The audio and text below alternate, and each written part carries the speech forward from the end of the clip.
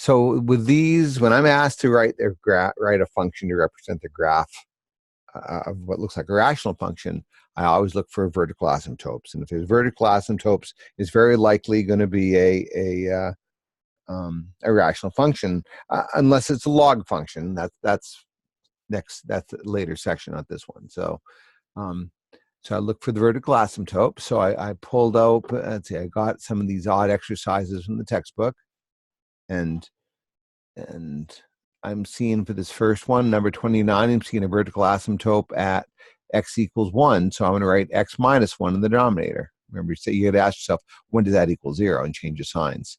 So then this number 31 has a vertical asymptote at x equals -3. So I'm going to write x plus 3. And since there's another one, I'm going to write the other one in parentheses. So what is that? X minus 2. And then, let's see, this one has what? This one has a vertical asymptote at x equals -3, so x plus 3, and x minus 4. And this one has one at, let's see, x equals -1, so x plus 1. And this one has a vertical asymptote at x equals 2, so x minus 2. Then the next step in my process is I ask myself, do any of them act like the squared reciprocal function? So back, one of the toolkit functions I had you guys looking at was, here, let me annotate here right on the screen. So 1 over x squared looks like this, where it's headed up to positive infinity, versus 1 over x just looks like this. It's, you know, as you approach 0 from the left, it goes to negative infinity. As you approach 0 from the right, it goes to positive infinity. So that's the thing I notice. I take a look at it. So look at this example. This is from an earlier post I made, where actually it's the same post, but it's a different example. See how in this function part C here, how the graph heads up to positive infinity, and how this function here, it also heads to negative infinity. Now, how do I know which is which yet? Well, at this point, I don't know the difference between 3 and 4. All I know is that they both act like 1 over x. That way I can rule out B and C, because those denominators have multiplicity 1. They aren't doing anything special. So they're acting like 1 over x. Okay, so then let's go back and look at those 4 questions I pulled together. Here, let me clear my, let's see, I'm going to clear all drawings. Let me go back to this, and then I'm going to come back to my paint document. So for this problem here, I don't see, it's not acting like 1 over x squared, because you know, they're headed in different directions.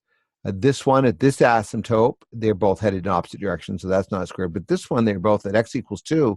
They're acting like 1 over x squared. That tells me I have to add a square to that factor. Let's see. Let's get this to work here. That has to be squared. And for number 35, both of these are acting like 1 over x, so we don't have to worry about that, about squaring anything there.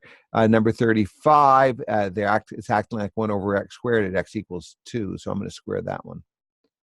At x equals -1, it's acting like 1 over x, because you're headed in opposite direction. So we've got the asymptotes taken care of. Then I'm going to look for where this crosses the x-axis. So let me go back. Maybe I should look back at my notes here that I made. So then I look for the x-intercepts, and then I make note, do any of these things bounce off the x-axis, or do they wiggle through it, meaning indicating that they have multiplicity higher than 1. So if I come back here, and I don't see any kind of multiplicity thing happening at these 2 zeros, so I'm just going to write x plus 3, that'll give me a 0, and I'll write x minus 2, that'll give me a 0. I only see 1 0 here for this function at x equals 1, and I notice that it bounces off the graph. So I know that acts like x squared, so I'm going to square that factor. I only see these 2 zeros here, and they're just passing through. There's nothing fancy going on there. So, but one of them is at x equals 0, so I'll just write x. And the other one is at x equals 3, so x minus 3. And this one see how it's wiggling through the graph? It just says the 1 0, but it must have multiplicity 3. So minus 1 cubed. So that's, I took care of all the zeros there. Now let's see, what did I do next on my checklist? Okay, come on.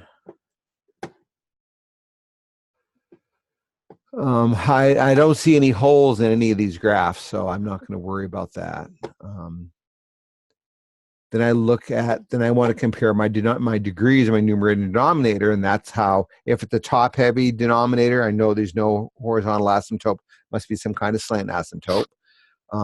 If it's bottom-heavy, it's y equals 0, and that means I need to be looking for that a value. I got to find a lattice point. Fortunately, I've got one of each of these in these four problems. And then if they're the same, then I'll know if the degrees of the numerator and denominator are the same, then I'll know it's got an HA, and I'll just be the coefficient of, and I'll just write it as a coefficient, and usually they'll give me the graph. You can see the graph. So let's come back and look at my examples. I see the degree of this numerator is x squared, or it's second, right? So there'll be x squared plus something, and this is just x minus 1. So the degree of the numerator is higher than the degree of the denominator. That tells me there's going to be no HA. It's actually going to be a slant or oblique asymptote. We don't need to find that right now, but we could. If you want to see how to find it, give me a yell and we can look at it. So I can't do anything with that yet. I'll have to find an A. Oh, why don't I? Why don't I do that right now? Let's see. Let me undo what I just did here.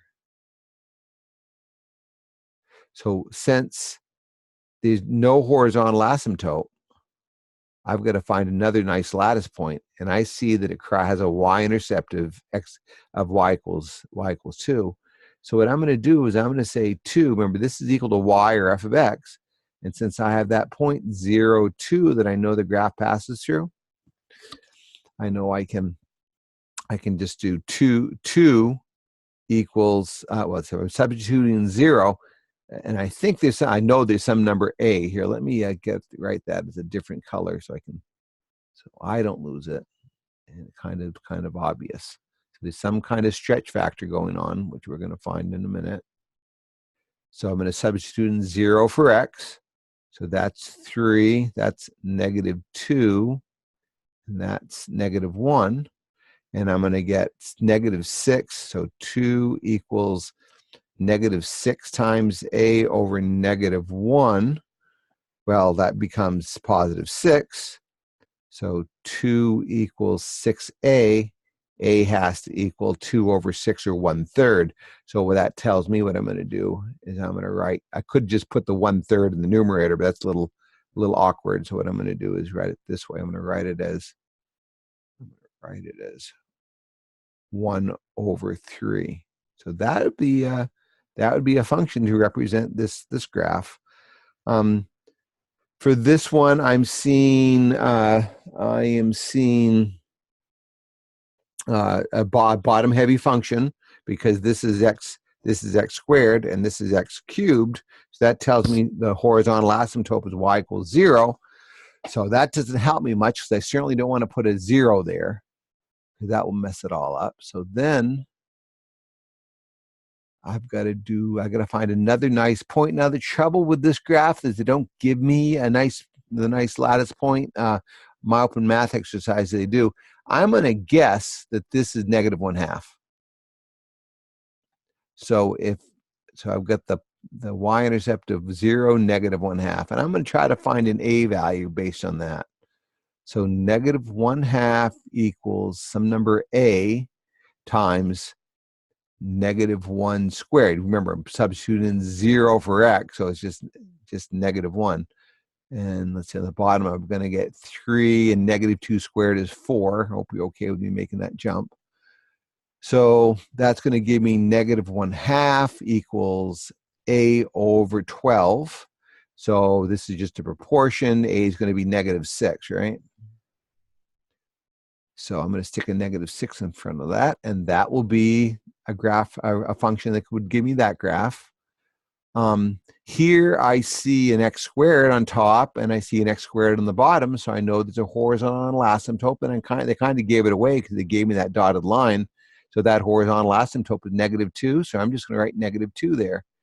And the same deal here. This is x cubed on top, and this is x squared times x is x cubed on the bottom. Same power. There'll be a HA, and of course, again, they told us what it was. So I'm going to stick a 2 in front of it.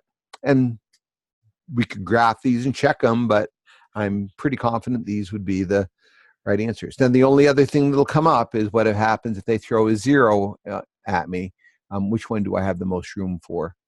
I guess this one here. Let me, if they had stuck a hole in the graph right here,